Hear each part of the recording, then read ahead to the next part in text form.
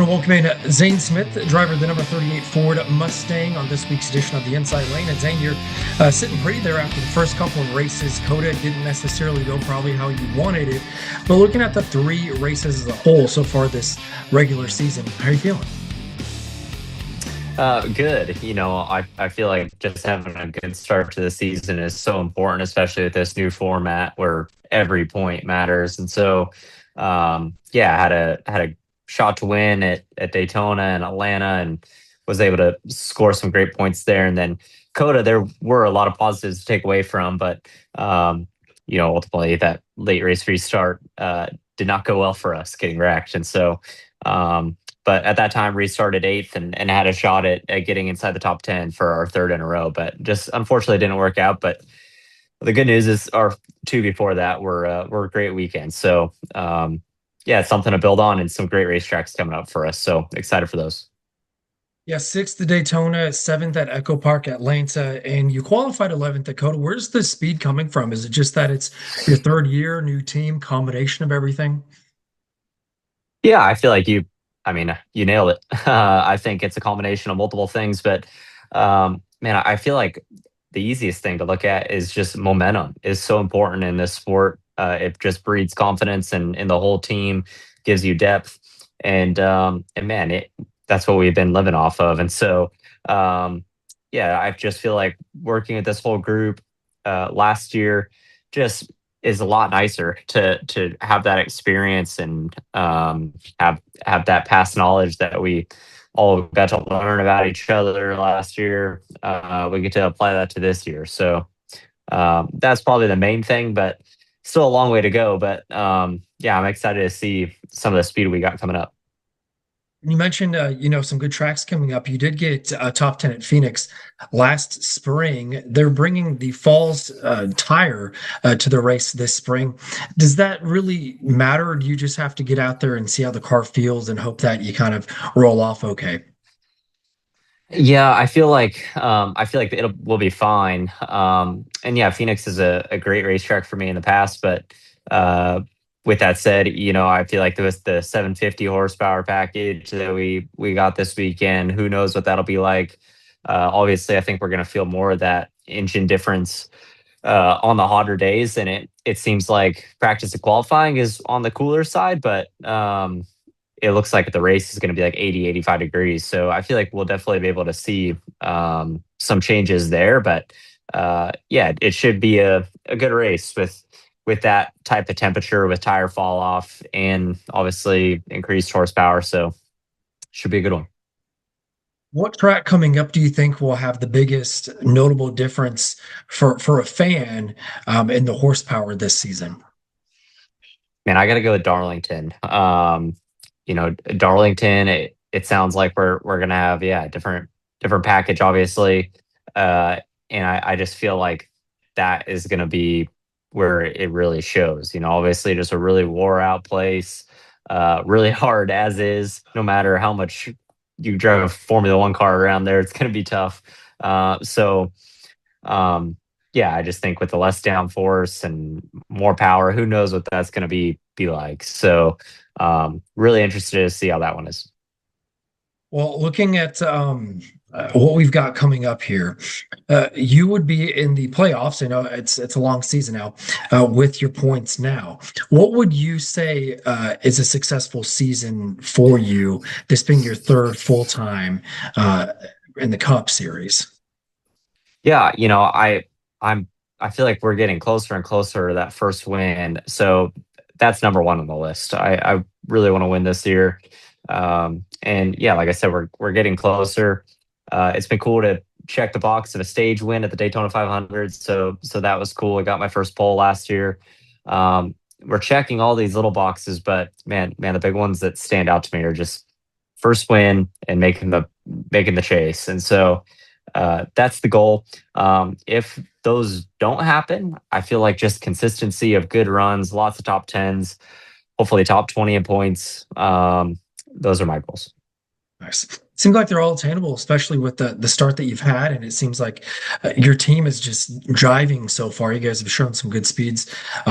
Looking forward here with your your obsession with SpongeBob, me being a millennial too, I have a SpongeBob pin here that well, you can't see, there you Oh, go. perfect. My father-in-law gifted it to me for Christmas, so I feel like I have to talk about it because not everybody understands it. Do you see that there a way that you could bring in some sort of SpongeBob paint scheme this season? Because they've done it in the past with movies and things like that. But is the helmet kind of what we're going to get this year? That's up to them. I think it would be awesome and a win-win for everybody to have a SpongeBob car again. Obviously, you know, when we introduced or when we had errands back in the sport last year, fans love that, right? And man, you get to see all the old school merch and pictures that come afloat again. And yeah, obviously SpongeBob Aaron's car popped up, one of the first ones that I'd seen. But man, since I just can't stop looking at it now. But this I have behind me here, my old karting helmet. That is all SpongeBob of the reason Nice. why I recreated it. And Okay. this was a wrap or whatnot. But um, man, I was just really known as the kid with the SpongeBob helmet, and I thought it was just hilarious. And um, really, a helmet is the only thing where the driver gets to design per se. And so I wanted to make it unique, and SpongeBob fell right into that category. But that's completely up to whoever is in charge over there on letting us run a SpongeBob car. I'm sure Aaron's would be all about it. Sure. Yeah, that'd be fun. So I'm sorry, I have another unserious question. If you were SpongeBob's driving instructor, how long do you think it would take for you to get him his license? Oh, 1 hour. 1 hour. Nice. Yeah, he would ace it right away. Awesome. Hey, well, I appreciate you dealing with the goofiness. I wish you the best of luck and hope you have a good run at Phoenix. Cool. Thanks, man. Of course, I want to thank Zane for his time, and of course, a good start to the season for that team. Looks like they're in the right direction. Phoenix, a track that's, some would say the real NASCAR season starts at, although road courses have their place as well. It's going to be a fun one. Tyler, what are your initial thoughts coming out of last weekend's race? Well, I'm kind of kicking myself for, we were talking about, hey, who's going to win at Circuit of the Americas, and neither of us wanted to go for the low-hanging fruit, which was Shane Van Gisbergen and Connor Zilisch to a lesser extent, but increasing with each time he gets a crack at these Cup cars. But missed it by that much. I picked Christopher Bell, and Tyler Reddick pulls off the three-peat, the first to ever do it. So immediately I'm just like, you gotta tip your cap. And as a fellow Tyler, I'm taking some pride in his success. Hey, things are looking up for Tyler's right now, so that's exciting. It's good for them. I don't know about four in a row. When you look at some of the driver averages, Reddick, the last six races, average finish of 14th ish. So maybe this is where it ends. The odds are against the team. But if you listen to MJ after the race, he will be in Phoenix. It has worked out for them so far. We'll see. I don't know. I think there's some other people that have a better shot this week. I mean, if you're riding a streak of success like that, you don't want to do anything to change the mojo or anything like that. So I don't blame him for going to Phoenix and seeing how far the streak can go. I would agree with you in the sense that Phoenix is not one of the tracks I would put to the top of Tyler Reddick's, list of where he's really good and where his prowess is shown. But on the other side of the coin, that team overall over the past few years and that driver throughout his Cup career have demonstrated themselves to be capable of winning anywhere. So definitely give them a fair shake, and it's hard to bet against them until they finally stumble and don't land in victory lane. But I'd be a lot more willing to take the field this weekend, considering some of the other drivers that have really flexed their muscle over the last few years, specifically in this Generation 7 car at Phoenix. Yeah, and with the more horsepower. So that's something that had been brought up, and it's going to be interesting. I did ask Zane, do you think you can feel that this weekend? And hard to say, especially with different tire combo and everything, but he alluded to being excited for Darlington. He thinks that's where, from a fan perspective, you're going to be able to see the biggest difference, just in a raw horsepower difference from last year. Yeah, it's kind of interesting. We had more horsepower at Circuit of the Americas this past weekend, and definitely had a high degradation tire.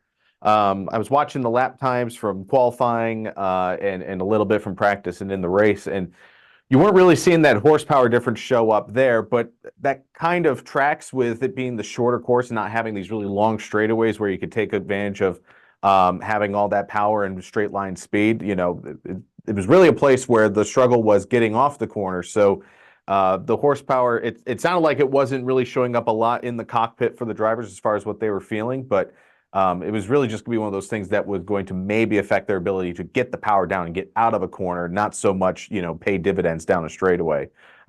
Phoenix, we might be able to see a little bit more, but again, that's a shorter track with, not such long straightaways and not as much time to be able to take advantage of any added oomph that you got there. So I think it's really just going to show up center off in each set of corners. And it's obviously something that these race teams are going to be very good about zeroing in on and making their setups account for. So I would tend to agree with Zane as the amateur non-driver sitting in a chair instead of a driver's seat. I would agree that Darlington's going to be one of those places that has that mix of tire wear and trying to get up off the corner, but at the same time some amount of straightaway, especially coming off of turn 4 heading into turn 1, where you'll have some more corner entry speed and it might affect the entry to the corner a bit more too. Yeah, I think I know we're looking ahead now, but I think you're really going to see the difference widen of the cars that have figured it out and those that have ill handling race cars. Because if you get a good,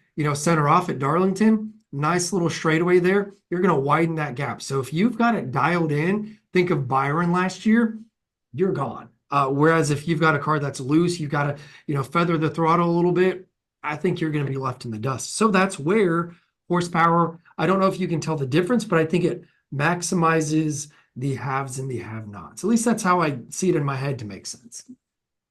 Yeah, and I would say to that, there's also a little bit of opportunity for, we talk about parity within this sport, and over the past 4 years, we've seen it go from everybody sort of getting a new toolbox to have to work from, and all figuring it out to, okay, we're kind of seeing the cream rise to the top, and there's some other players and other teams making investments. I think about Spire immediately, and obviously 2311 has gotten stronger generally with each successive year, but generally you're seeing those top teams rise up to the top of the standings and contending more often than not.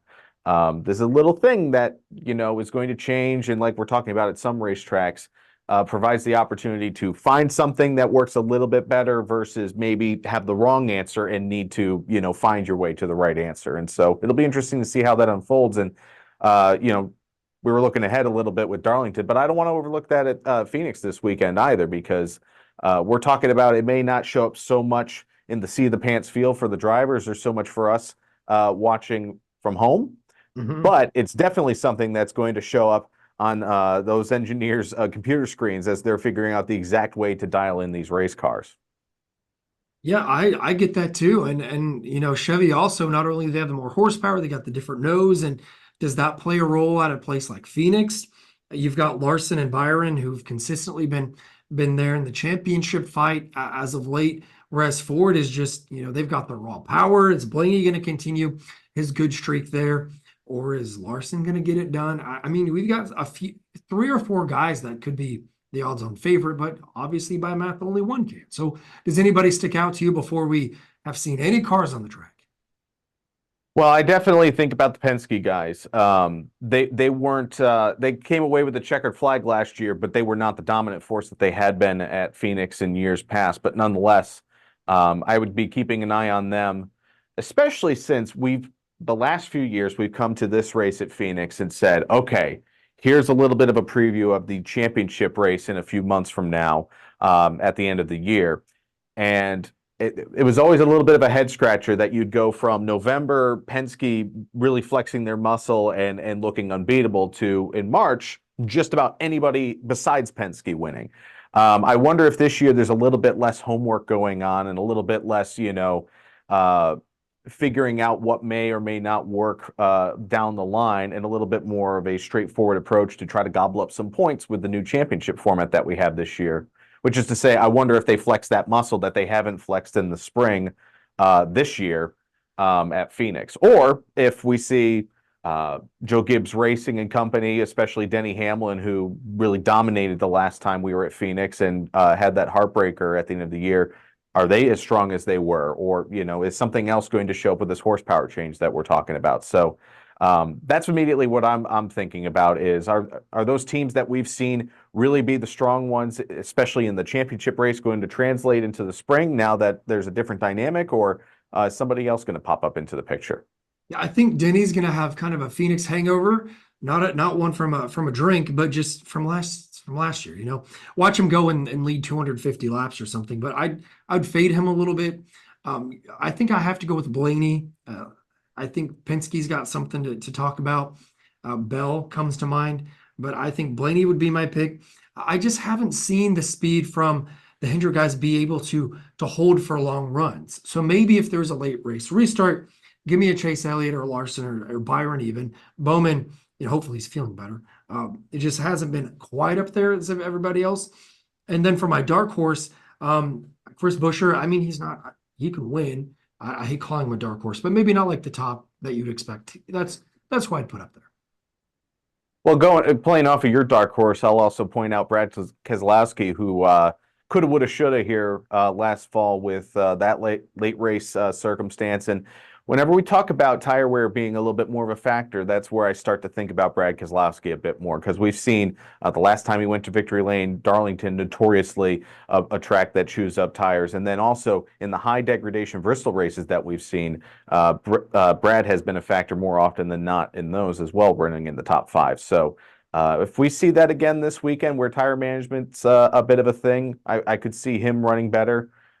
Which he would love to do coming off a road course, which he made clear this in the last couple of weeks. He is no fan of road courses, and the way that he's performed at them lately, I don't suppose I can blame him. But getting to an oval and maybe one with some tire wear would be welcome for him, and maybe invites the opportunity for him to put the 6 back in Victory Lane.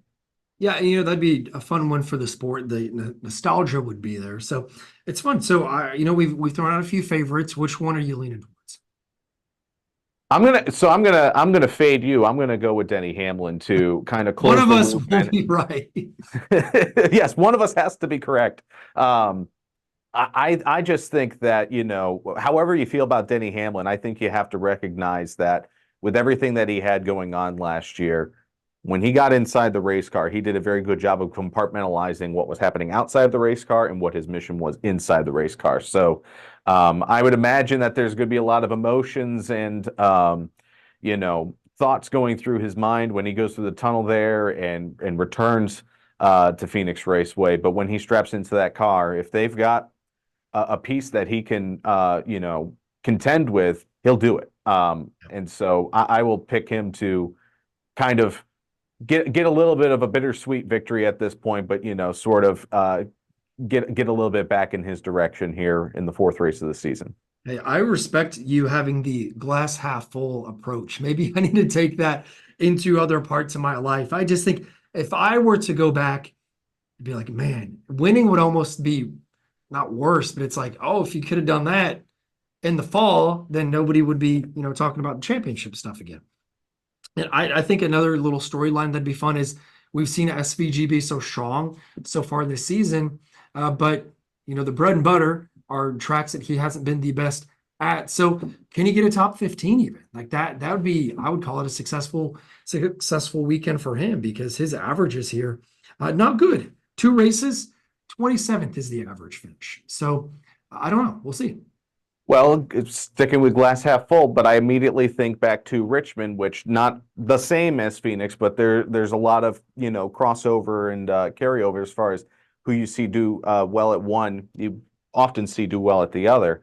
And Richmond is where he sort of put himself on the radar as far as, hey, figuring out ovals and sort of rounding a corner with a top 15 run there and running in the top 15 throughout the whole day. So I don't know if that's where he'll net out this weekend, but if we're looking for signs, that's what I would point to. I'm feeling like 22nd, just randomly going to pull out a number. So we'll see.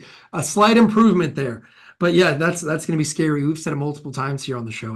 Man, if he can figure this out, rest of the field better, maybe except for Reddick, got to take warning of that. So see, anything else you wanted to add in here before we wrap up our little Phoenix preview? No, I would just say, I'll piggyback off of what you led off with here, which is we've had a lot of fun these first 3 weeks with Daytona, and then I'll raise up an octave here for Echo Park Speedway and our amazing race that we had here. And then Circuit of the Americas, a really interesting show there and an impressive performance from Tyler Reddick there to hold off Shane Van Gisberg in the road course ace of the series. But now we really get into the bread and butter, oval racing, what everybody knows NASCAR for, and oval racing without that drafting element being so prevalent. So it'll be interesting to see this weekend and then getting a little bit ahead to next weekend at Las Vegas, which will get everybody. I was talking about how we're not going to talk about championship implications of Phoenix. People will be thinking about, hey, in the chase, there's 4 or 5 of these intermediate style racetracks like Las Vegas. So we're getting into the real meat and potatoes of the NASCAR season here starting this weekend at Phoenix. Yeah, I'm more excited for Vegas than I am Phoenix, although I'm sure that there will be some sort of excitement for us. That's why we watch it every Sunday. So looking forward to it. We'll talk about that next week. Tyler, thank you again. And your friends over at Echo Park Speedway. We will talk to you guys again next week.